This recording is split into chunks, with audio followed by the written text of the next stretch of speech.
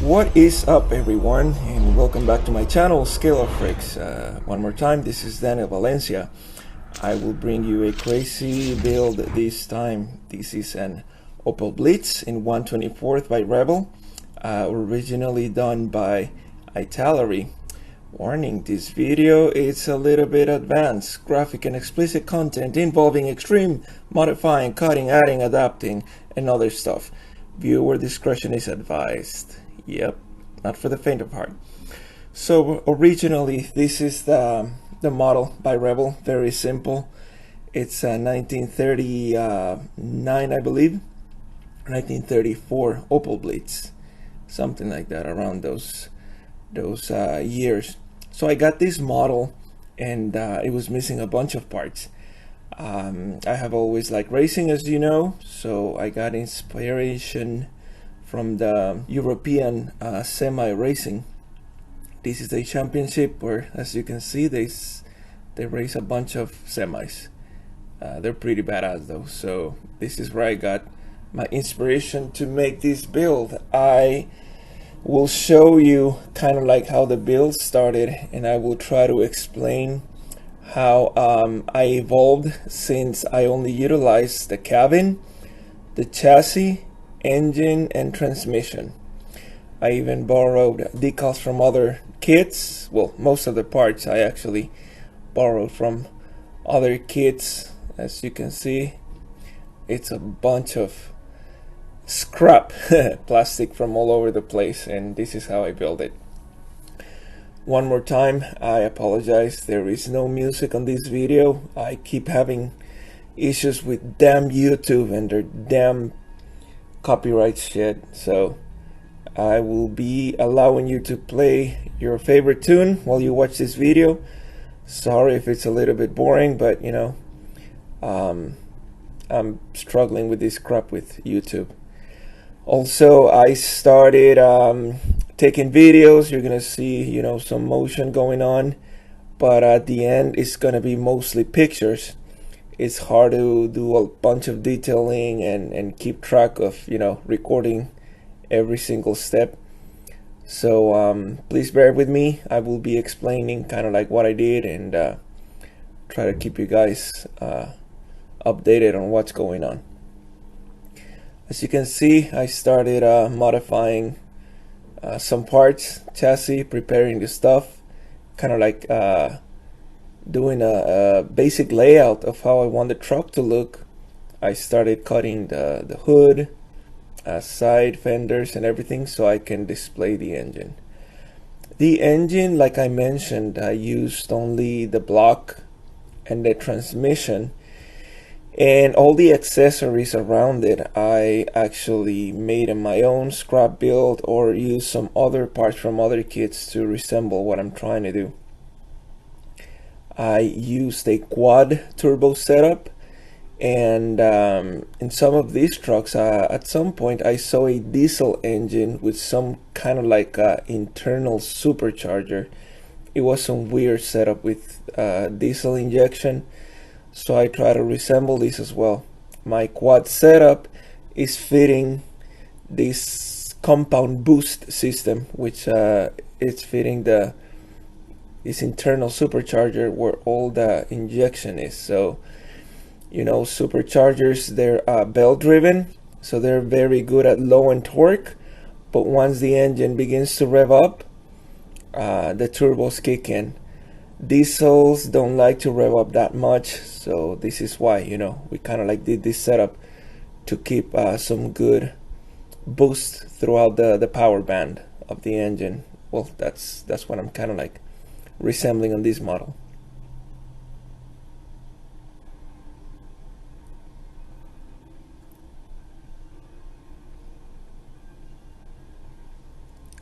Like I said, this truck is an actual regular, you know, cargo truck, very old, 1934, like I said, I think, and they used it on the war.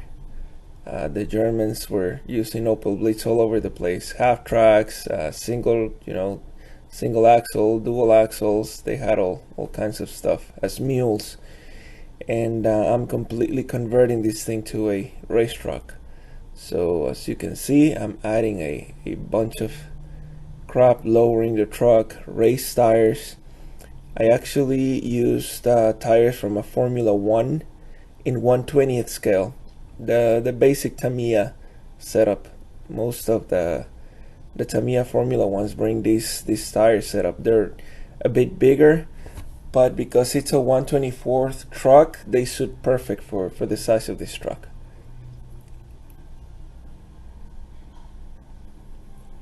Modification, a lot of mods just to fit the engine. Um, the cabin, I ended up cutting a bunch of crap from the firewall, making my own sections to complete the firewall since the original wouldn't fit. The chassis completely cut out the front. None of this original suspension from the truck is being used. I converted my own A-arm front and back setup. The back is a little bit crazy, as you'll see down the road. So I'll be again explaining what I did.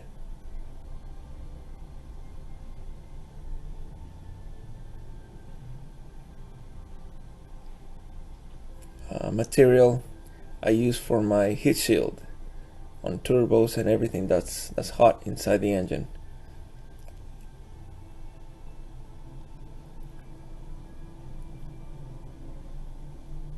Designing and building my headers.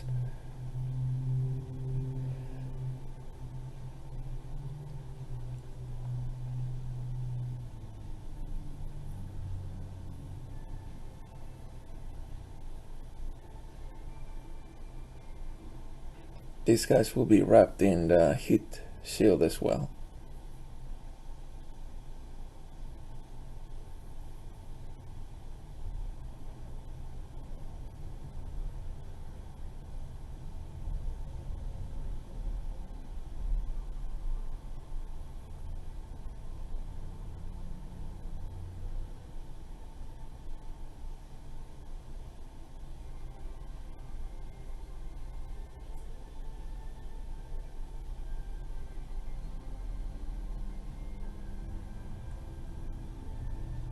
I do a lot of mock-ups with this blue tacky thing. It helps so much when you're modifying kits. You can, instead of gluing and stuff like dry fitting, you can use a little bit of this tacky thing, and it holds parts in place. It's not as strong, obviously, as using glue or cement, but the cool thing is that it gives you a very good idea and visual perspective of where you are and what you want to do, especially when modifying stuff. You will see this blue stuff all over my engines, chassis, parts, everywhere in my builds.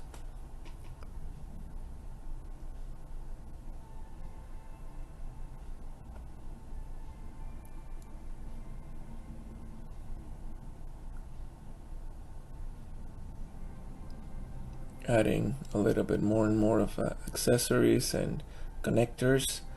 As I'm done with those parts, I like to begin with a little bit of wire.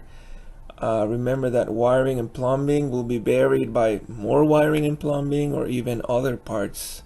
So the idea is to make it look like a real engine. Sometimes you spend a bunch of time detailing one cable, one wire, one hose, and then you can barely see it at the end. But unfortunately, that's kind of like real engines are. You're not there for the actual visuals, but just to make it work. And that's what I try to bring to my models. Not because you're not gonna see it, you don't do it. If you take a pic all the way in a little corner, or like a little opening from more parts, you will see detail. And that's kind of like what makes it look a little bit more real.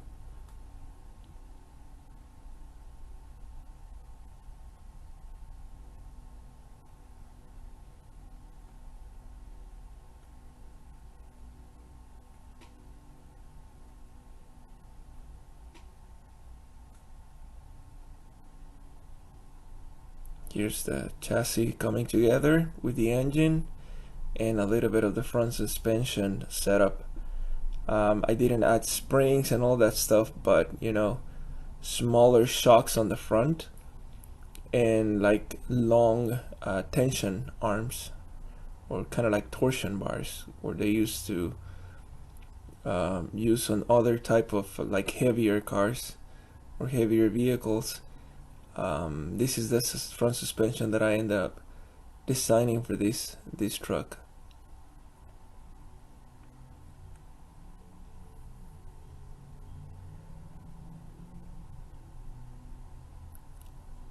Little by little, adding more wiring, plumbing. Now I'm routing coolers. There's a transmission cooler. There's like a main diesel pump. It separates into other little, you know, diesel, I don't know, distributors or check valves, all these bunch of stuff. The drive shaft, I ended up using a lot of metal parts. The main drive shaft, as you can see, is a barrel from a tank in 1/35th scale. So I ended up bringing this into this model and wrapping it with Kevlar. Usually there's a lot of drive shafts nowadays that are built from carbon fiber, and the outer layer, they do one layer of Kevlar. Kevlar is too heavy, so they don't completely do it out of that, since carbon fiber can take more of the torsion strength and it's lightweight. And Kevlar is good for resisting impacts or kind of like hits from rocks or whatever's on the track. So they do an outer layer of Kevlar on carbon fiber parts. I made my own little shocks specific to the size of the back. There's a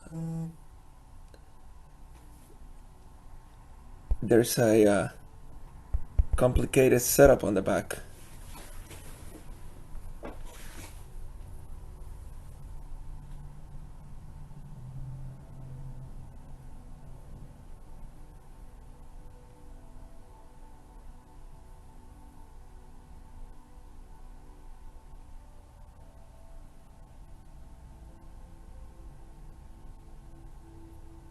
My rear setup also, that this one I borrowed it from a 1/25th dragster, so it's like a heavy duty drive shaft. Those are solid axles, so I actually made my own little IRS, independent rear suspension. So I have like both arms on coming out from the center drive shaft, and the pumpkin or the differential.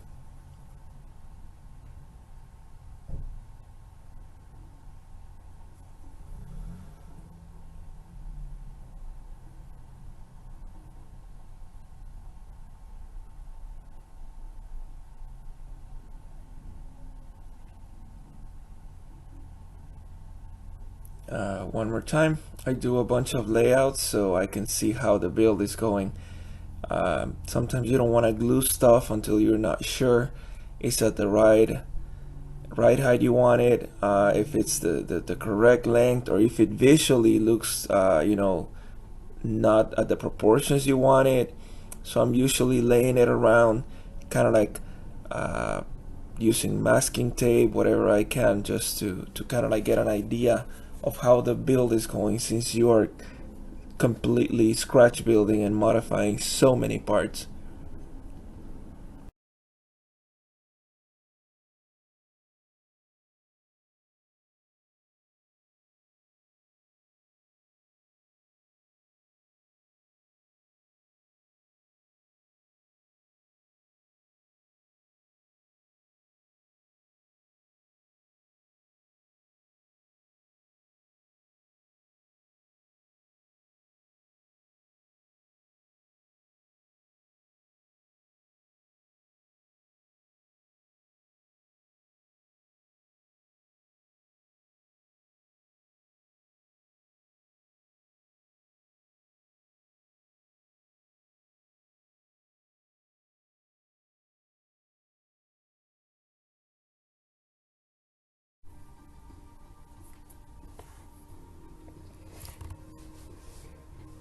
more work on the chassis and engine. Also, the engine was not glued, so I can measure and be cutting and adjusting the drive shaft. On the actual drive shaft, there's a part that connects, and it has like a drop down. It's connected by two U joints or U bolts, and that way I can adjust that part to tighten the drive shaft once rear suspension is set up and front engine is set up and in its place. That center section is the one that's going to be adjusted.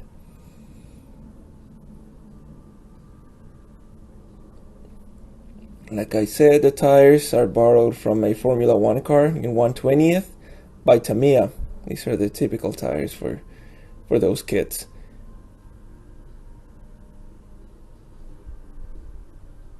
This is the drive shaft I was mentioning, and this is some of the other section that I am adding to it. Suspension is already sitting in place. The correct ride height is set up, and here I'm doing the mock-up for the drive shaft. Again, you see that the blue tacky stuff all over the place. That's what I use to hold my parts meanwhile I measure or change setups.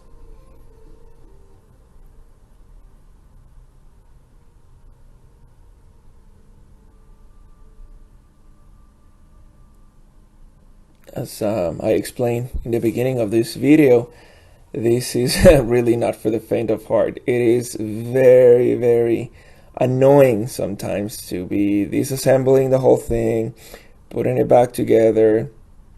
Something doesn't fit, or it doesn't look right, or it intervenes with another part, so you have to take it out, cut it. Sometimes you already painted it and you have to shave it. It is really not, your typical out-of-the-box build that you're gonna have in a weekend done. This build actually, on and off, it wasn't continuous, but it took me like 2 years. I used to work a little bit on it and then just leave it there for a few months and then take it back and continue with it. What actually got me to finish this kit, and this is why, again, I only took pictures at the end because I was rushing this build to get it done. The 2021 Nationals were coming at Vegas, and on my second part of the build, this is the first part. On my second part, I will explain I had a big issue, a big problem with painting with my clear. Once the model was done, I kid you not, I shit my pants when I saw that huge mess. And I was so close to the Nationals, and I wanted to take this truck to that show in Vegas. It was in theory, it's the biggest Nationals ever, since it was the first Nationals after a pandemic, which is pretty historic. We've never had a pandemic and then a Nationals IPMS show after that. So it was, it was unique. So I definitely wanted to have this build ready for that, and it was very hard to get it done. So thank you guys. I will be showing you part 2 pretty soon. So please stay tuned. Thank you for keeping up with my videos, with my crazy stuff. Please like, share, subscribe to my channel if you haven't. I will be bringing you more crazy stuff. And remember, anything you guys want to ask me, I'm glad to reply. Whenever I see people at the shows, they ask me about, certain things. I am not jealous with my techniques, with what I use. I don't keep shit to myself. I am all for, all of us stepping up the game, making better models. This is how we keep the hobby alive, not keeping shit to ourselves, but, sharing and making everyone grow. I am strong on that. I am a strong believer on helping out anyone who wants to, do stuff like this. So thank you guys, and I'll see you soon.